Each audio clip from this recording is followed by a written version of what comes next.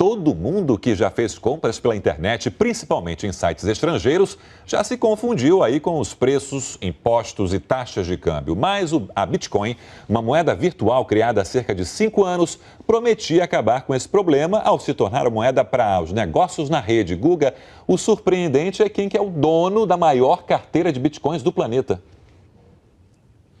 Então, a maior carteira de bitcoins do planeta é do FBI, Sérgio. Tem que ficar claro que o FBI não comprou bitcoins, ele simplesmente tem uma carteira grande porque ele fechou dois lugares que realizavam operações de lavagem ou envolvendo drogas e acabou ficando nas mãos do FBI, que é a Polícia Federal dos Estados Unidos. Portanto, eles têm a maior carteira. Isso não significa, Sérgio, que eles sejam o grupo que tem o maior número de bitcoins no mundo. Na verdade, quem tem mais é o criador da Bitcoin, que é o Nakamoto, que é uma figura meio assim obscura, que ninguém sabe direito quem é. Mas ele mantém em várias carteiras diferentes as Bitcoins dele. E muita gente faz isso, porque você mantém em várias carteiras, embora seja muito mais difícil monitorar, você acaba ficando um pouco mais protegido se você for alvo de hacker em alguma delas, ou de qualquer forma de problema. Então, eles dividem bastante. Por esse motivo, o FBI teria a maior carteira. Mas o FBI tem mais dinheiro do que, por exemplo, aqueles irmãos que, junto com o Mark Zuckerberg, fundaram o Facebook, que são grandes investidores em Bitcoin, talvez os maiores dos Estados Unidos.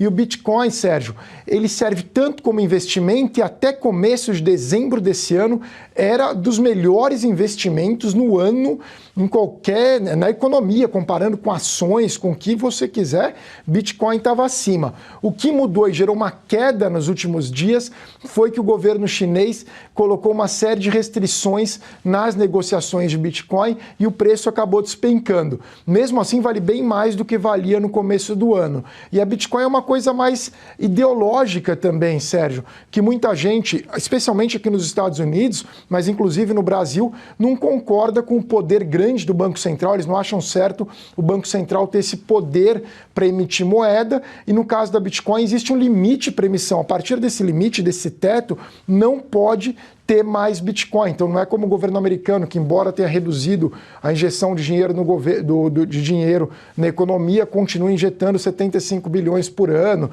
tem poder de emitir moeda. Na Bitcoin não, tem um limite, a partir daquele limite não tem mais. E para completar, Sérgio, muita gente diz que a Bitcoin no final não vai dar certo. Olha, tem analistas que dizem o seguinte: a Bitcoin especificamente talvez fracasse no futuro ou talvez continue dando certo, mas a ideia da Bitcoin seria como Napster para música na internet. O Napster acabou, que foi revolucionário na época e mudou totalmente a forma como a gente compra música. E depois surgiram lugares como o iTunes da Apple, que vende música, mas é baseado no Napster. Portanto, a Bitcoin é o começo de algo que pode ser muito maior. E existem já outras moedas virtuais. Portanto, é algo muito interessante que deve se prestar atenção. É claro que é um investimento extremamente arriscado. A Mara poderia falar disso até bem, a Thaís, que está aqui hoje também, poderia comentar. Eu acho extremamente arriscado, eu não invisto, mas eu tenho amigos que investiram e ganharam bastante dinheiro nesse ano com Bitcoin, mas eles podem, de repente, perder tudo nas próximas semanas. É extremamente arriscado. Eu não coloco o meu dinheiro ali. A ideia de que funcionasse pelo menos como uma espécie de modelo, né, para que seja aperfeiçoado talvez no futuro, né? Ô, Thaís, o brasileiro é meio ou muito conservador, né? Ele embarcaria nesse perfil aí de moeda virtual, porque já está, inclusive, sendo negociado aqui no Brasil também, por brasileiros. Não, na média não, né, Sérgio? Olha, o problema do Bitcoin é a questão da regulação, né? Ele é um produto super novo, ainda não está totalmente regulado, até porque os reguladores, ou o Banco Central, ou a Comissão de Valores Mobiliários lá dos Estados Unidos, enfim, ou de outros lugares do mundo, ainda não estão entendendo direito qual é o papel do Bitcoin aí como ativo no mercado financeiro. Eu concordo com o Guga, eu acho que é um pouco arriscado, porque é um ativo que está andando meio solto aí no mercado. A gente já viu o que aconteceu em 2008, quando aqueles subprimes inundaram os mercados financeiros. Claro que não chega a esse risco, mas eu acho que ainda é uma coisa que precisa ser um pouco mais regulada. E o mercado financeiro é assim, fecha uma porta aqui, eles sempre vão abrir outra para achar aí a criação, enfim, de um novo ativo. É o caso dos derivativos, por exemplo, né? E tem que ter regulação, porque senão o risco aumenta muito. Todo mundo gosta de ganhar, mas na hora de perder, todo mundo paga a conta, né? Você, Rosiane, tem o perfil de quem se arrisca mais? De jeito nenhum. Extremamente conservadora com finanças. Você levantou o dedo aí, Guga?